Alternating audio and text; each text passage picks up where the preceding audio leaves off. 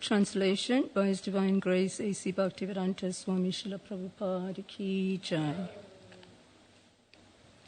Wanting to pacify Kamsa, who was so cruel and envious that he was shamelessly ready to kill his sister, the great soul Vasudeva, who was to be the father of Krishna, spoke to him in the following words. Purport. Vasudeva, who was to be the father of Krishna, is described here as Mahabhaga, a very upright and sober personality. Because although Kamsa was ready to kill Vasudeva's wife, Vasudeva remained sober and unagitated. In a peaceful attitude, Vasudeva began to address Kamsa by putting forward reasonable arguments.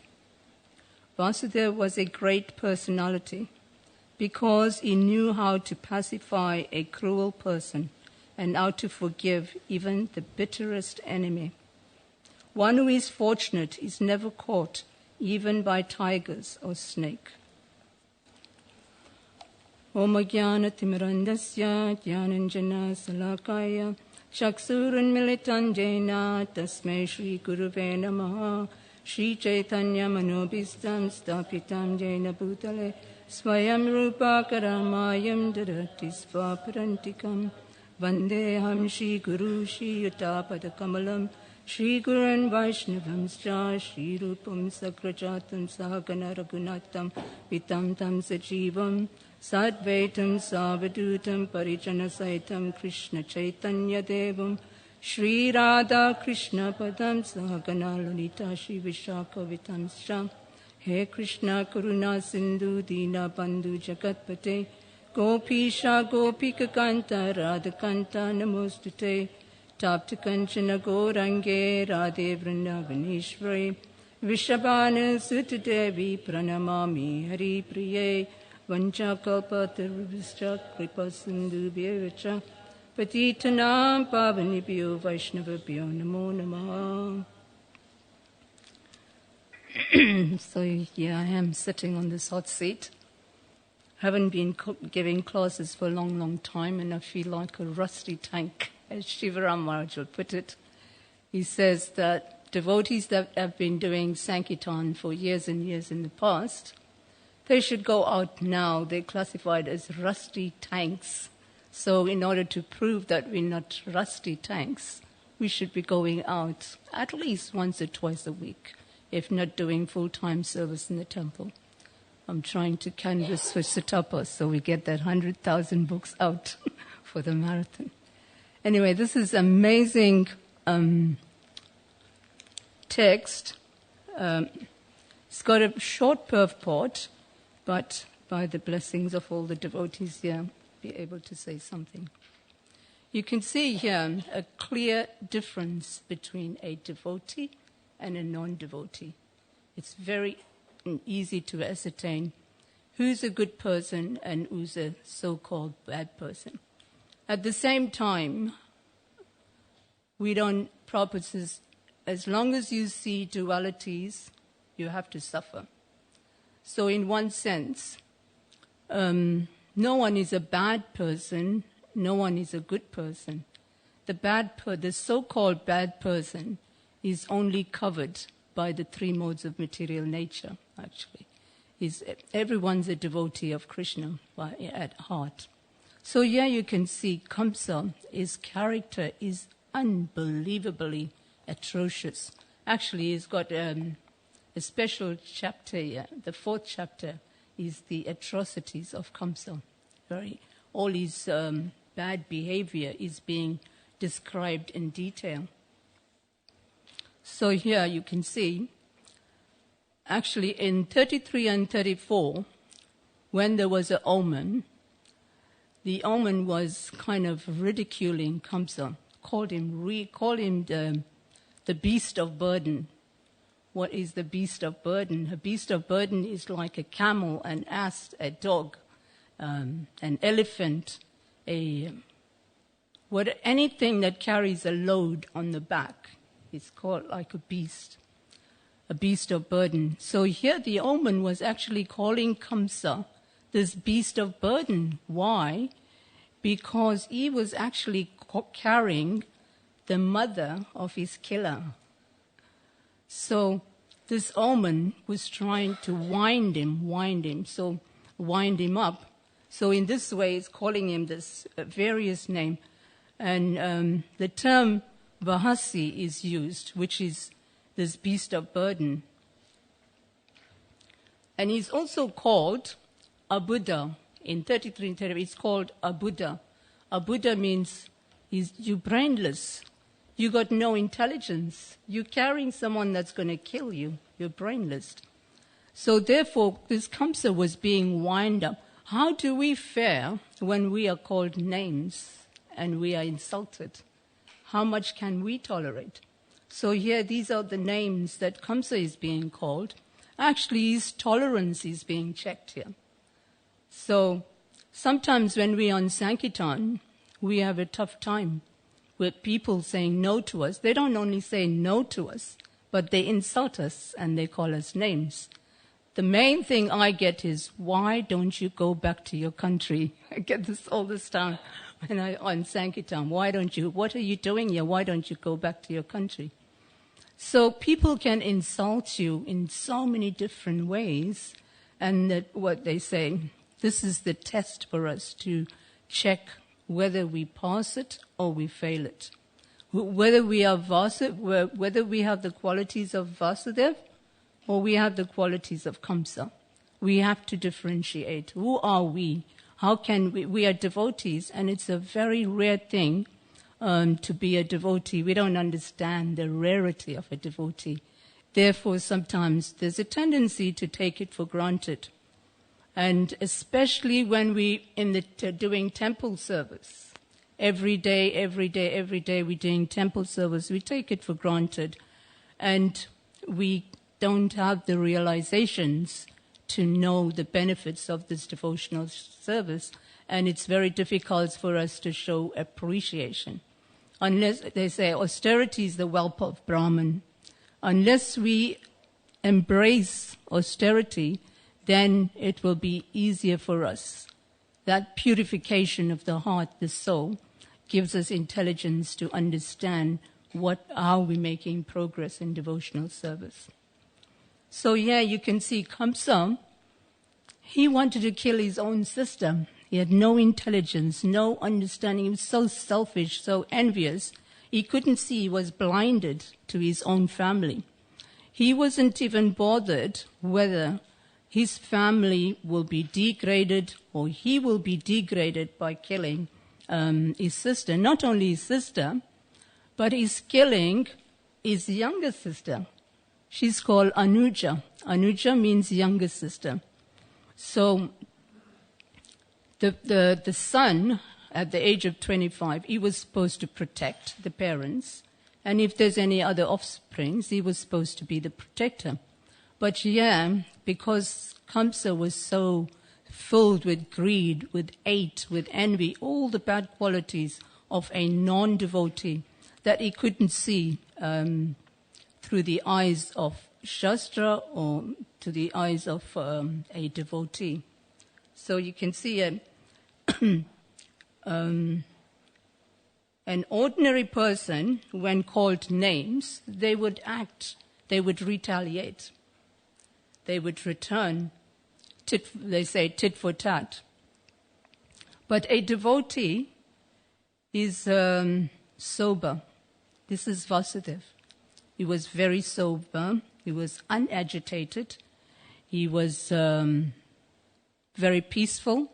Although he was in total anxiety about protecting his wife, still, on face value, he put a smile. It explains later in chapter 4 how he put on a smile just to protect his wife, so that Kamsa would, have second thoughts about doing what he was supposed to do, killing his sister. So I looked at the meaning of envy in dictionary. Sometimes we use the terminology envy a lot when people are giving class, but we don't really look at it seriously or go deep into it. envy is a very, very deep-rooted, subtle thing that can destroy us, to destroy our devotional creeper. So this envy, it went into a lot of detail in the dictionary, and I thought, this is amazing. This is what our books say, our Shastra says. And I was reading, and it says envy is a very painful thing. Painful thing is that you are really affected by somebody else's progress and advancement or possessions. You're so affected that it goes to the root of the heart, and it actually becomes painful. And then you're looking for ways and means how you can bring this person down, how you can destroy this person, how you can do something that you can hurt this person. So this is what envy means. It means resentful or admiring the awareness of an advantage enjoyed by another. So you're aware, you're contemplating how I can enjoy what this person has. How comes this person has got something that I haven't got? So this is the resentment you're feeling. Although you're admiring the awareness of the advantage enjoyed by another, still you have this strong desire to possess the same advantage. And then only a sinful person will think like this. Someone that hasn't got any qualities of a devotee, they will think like this. A devotee is magnanimous. He's thinking how I can share with others, how I can give others, not like how I can take, or how I can insult, how I can bring down. We talk about the bee and the fly. We want to be the fly, not we want to be the bee, sorry. Adi Guru is giving me looks. Yes, we want to be the bee that goes for the honey, not the fly that looks for the stew. So here, sinful things are not sanctified by God. Anyone that is sinful, anyone that has envy, lust, anger, greed, all these qualities is not sanctified by God. Nowhere in the scripture would you read, it's good if you are lusty, it's good if you're greedy, it's good if you are angry. Of course, we can use so many adverse qualities, dovetail it in Krishna consciousness, like anger, greed, lust, all these things. We have personifications, devotees that personify these qualities in the service of Krishna. We can use, but it explained that envy cannot be dovetailed to serving Krishna because it's selfish motivation, very selfish motivation. So it says, and sin to commit sin or be sinful is not sanctified by God, and the person is not even a godly person. If they're sinful, how can one be godly if he's sinful? So he can only degrade himself and try to degrade others. So, Kamsa, he wanted to kill his sister, not thinking about her as being family. Actually, Vasudev was in anxiety. He wanted to put a brave face because his mood was, how can I protect my wife? The husband's duty is to protect the wife. The wife is like the boat crossing the ocean of nescience. And the husband was meant to be the maintainer of that boat. If he is not maintaining the boat, what will happen? It will sink. So the wife, through a chastity and duty, she is protecting the dharma of her husband. So in this way, the husband, Vasudev, he's trying in so many ways to protect his wife. Sometimes the wives always give good advice to the husband. Like Kayadu to Hiranyakashipu, he was telling Hiranyakashipu, don't fight with the Nishingadev, it'll bring doom to you. And then you had Ravana's wife, what was her name? Mandodari, she gave good advice. Ravana, don't do this. So sometimes wife could give good, but it falls on blind, deaf ears. So in this way, they try the best, but we can only do what we can. Ultimately, Krishna is the controller. Sometimes we try to take the law in our own hands. We think we can change things and control things, but Krishna shows us time and time again, we are not the controllers. We just do our duty and then leave the results to Krishna. In this way, we can be peaceful and happy.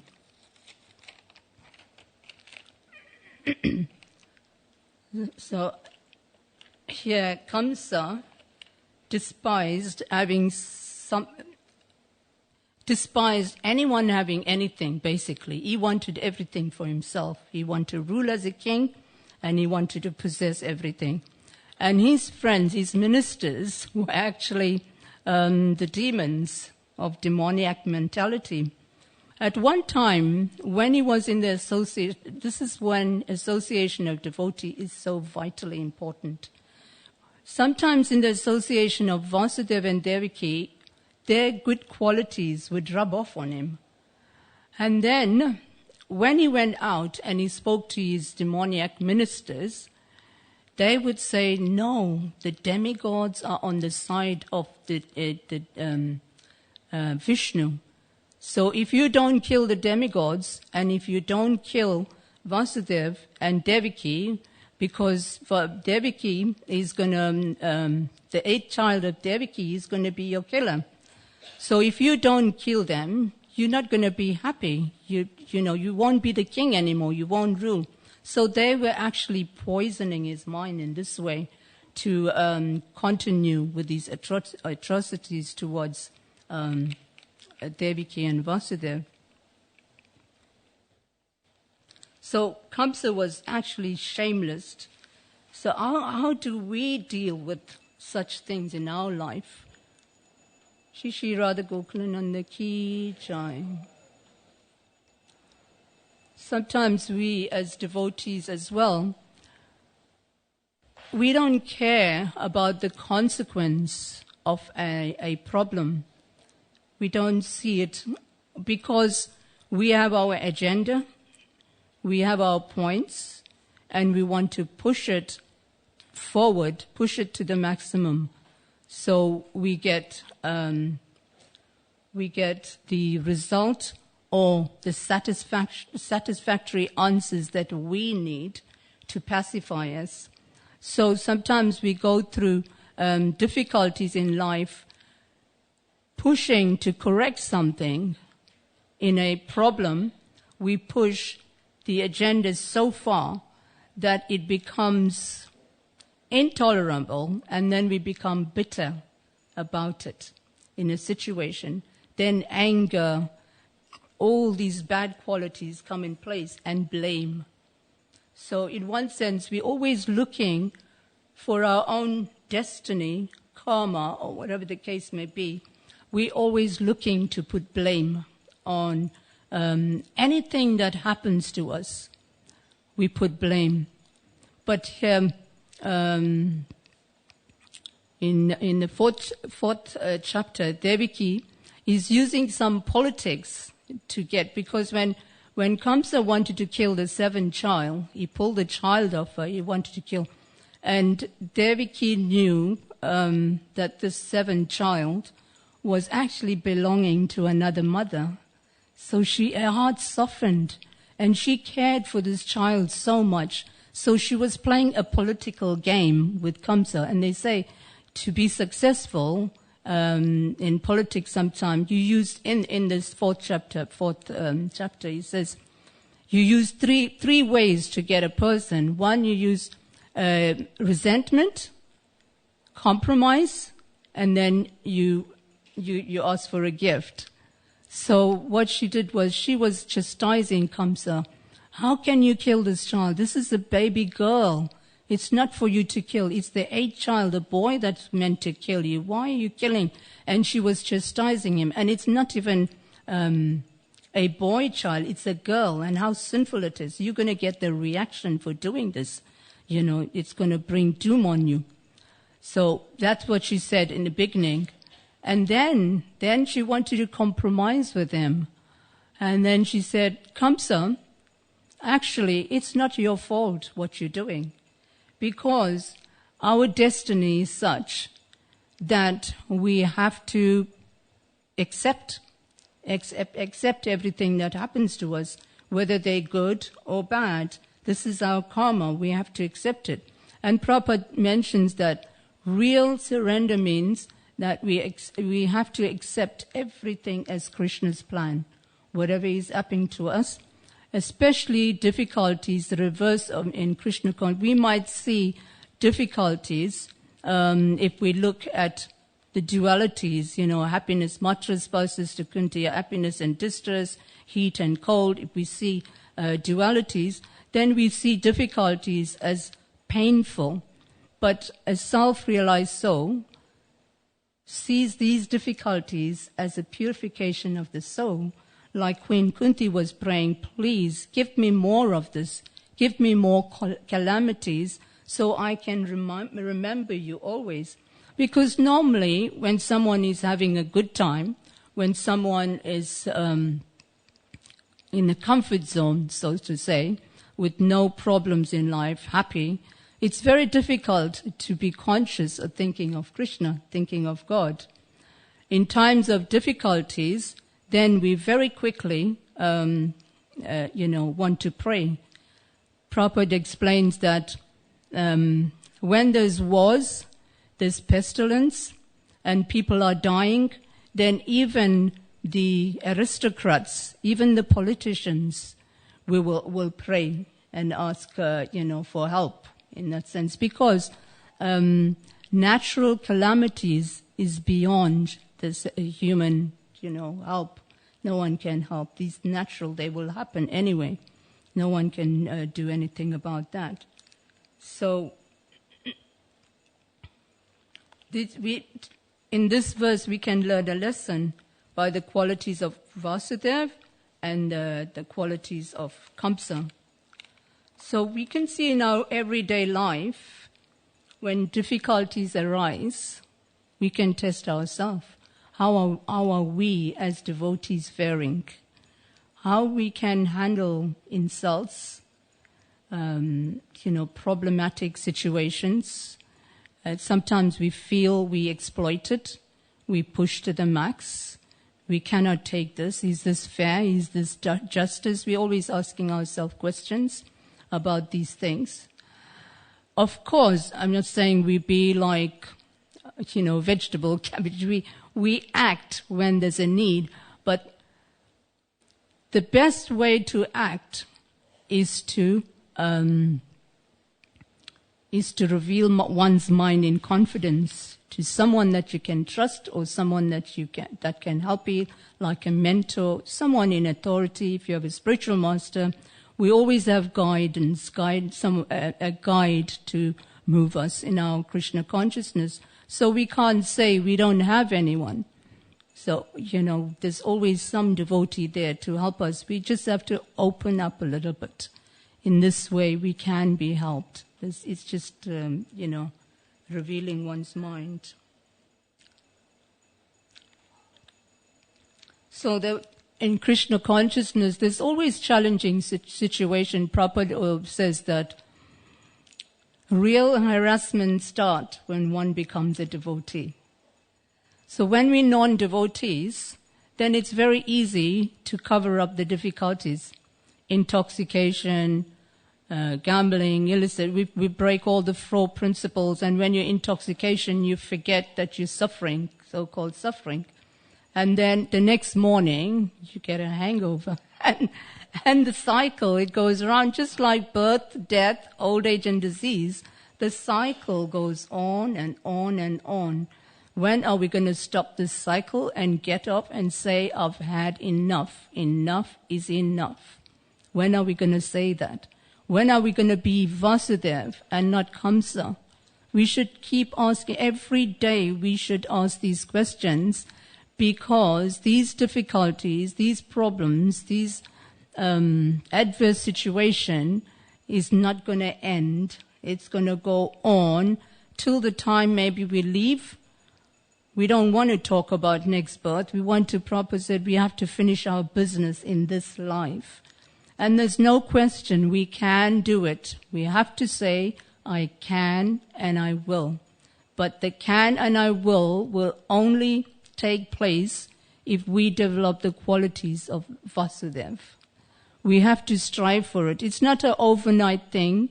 Every day we have to pray and we have to strive on how to reach this goal. And why should we fear? There's no fear in Krishna consciousness, because we have the Supreme Personality of Godhead on our side. There's no question of us failing. We know from Krishna everything comes. Aham sarvasya prabhavo. I'm the source of all spiritual and material worlds. Everything emanates from me. Everything else comes from Krishna, and He's the Supreme. So if He's on our side, what fear have we? What fear have we in adverse situation? And if someone is in trouble, if someone is having a hard time in his own devotional service, then we as a family, we need to help each other. We really need to go out and help each other and feel that compassion. We can't talk about Trinadapi, compassion, patience, love, all these qualities. We can't just talk, they're not just words. We need to put it in practice, and practice means everyday life. Everyday life, we need to practice these things, and they will show up when there's an adversity. This is the only way you can see where you're at when you go through difficulties. When there's difficulties, and if you pass the test, then you're thinking, thank you, Krishna, you have helped me, overcome this. 7:14, Daivi Isha Gunamayi Mama Maya Durachaya Mame Padyante Mayam Itam Tarantite. Yeah. So this is my verse. I love this verse. Krishna says, this energy of his is divine. Why are people so attracted to this energy? Because it's coming from him. This is the only reason why we attract to this energy, because it comes from him. And he's all attractive.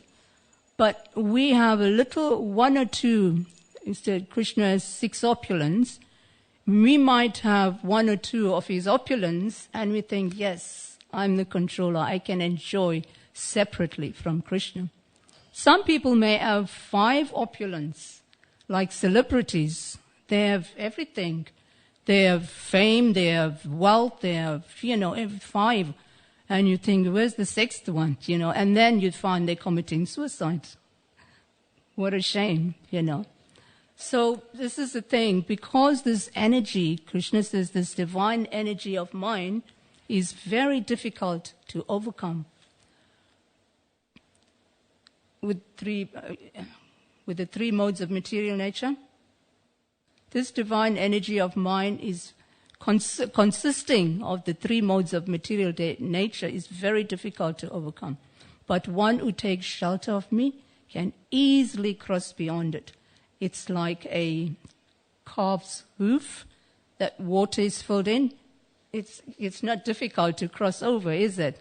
Like the ocean or a big reservoir. It's calf's hoof print with water in there. It's very easy to cross. So this is the description. If we're taking shelter of Krishna, then there's no question of us having problems. And the problems that we go through, then we have to see it as a purification of heart. Krishna is personally helping us in our devotional service to get closer to him.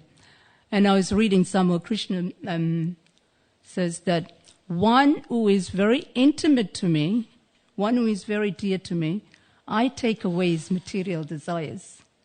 And this material desires can be gross and can be subtle. Subtle is more heavy than the gross. when someone grows material desires, it's very easy for others to help him, on a gross platform. But when it's subtle, like envy, all these deep-rooted things, then it's very difficult to know where a person is at. So we need to try and help each other. So another thing, Vasudev, how he dealt with, because Kamsa was the bitterest enemy, it explains here. What kind of enemy can forgive? This Kamsa was such an enemy. He was so bitter, but Vasudev could forgive him. So what kind of enemy are we able to forgive? This is an extreme case, very, very extreme. But we get things like, very like, what would you say, like a pinch of salt. The problems that we have is not comparable at all to what Prahlad Maharaj underwent, what Vasudev is undergoing. Imagine pulling a child and just smashing it against the wall.